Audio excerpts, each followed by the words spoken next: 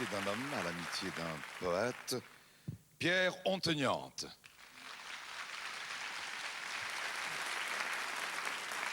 Je me dis, Pierre, que lorsqu'on dit Pierre Ontenante, beaucoup de gens ne savent pas tout à fait de qui on parle. Et quand on dit Gibraltar, alors les gens qui connaissent bien Georges comprennent un peu mieux.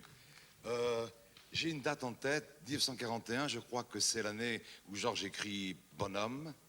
Et je crois que c'est à peu près le moment où toi et Georges vous rencontrez, loin d'ici déjà, je crois. Oui, à ce moment-là, nous étions en Allemagne, à Berlin, pour être plus précis, à quelques kilomètres de Berlin, où nous étions tous les deux requis pour le service du travail obligatoire.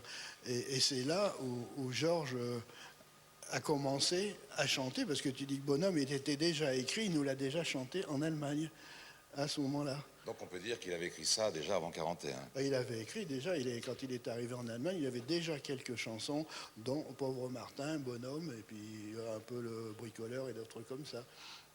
Combien de chansons en tout? À cette époque, il n'y avait pas beaucoup de connues actuelles, elles étaient embryonnaires parce que toutes les chansons qu'il nous chantait à l'époque, c'était un peu des démarquages de Charles Trenet et de Jean Nohain. Et oui. Il les a laissés tomber après parce que c'était quand même des petites chansons de jeunesse. Il a pensé qu'elles ne méritaient pas de passer à la postérité. Déjà l'exigence de... il était déjà très exigeant lui-même, oui. De Brassens. Bon, c'est la guerre perfide. Un jour, elle se termine et vous allez vous retrouver quand même à Paris et vivre ensemble cette aventure extraordinaire de l'impasse Florimond. Ah ben oui, parce que naturellement, quand Georges est parti d'Allemagne, on s'était échangé nos adresses et moi, Georges est venu me revoir à l'impasse Florimond et en échange, je suis aussi allé revoir...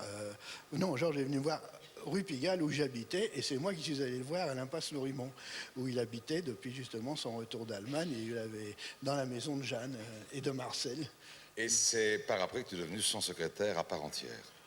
Bien après, parce que Georges a eu une très longue période où il ne travaillait pas, rien du tout, il n'avait donc pas d'argent, et où il essayait de placer ses chansons. Et Georges ne m'a pris comme secrétaire que le jour où il a senti qu'il était capable de me payer, il pouvait me prendre sans me faire prendre de risques. Est-ce qu'on peut dire à nos amis quel est le métier que tu faisais avant de rencontrer Georges? Oh, c'est pas un secret, j'étais apprenti percepteur.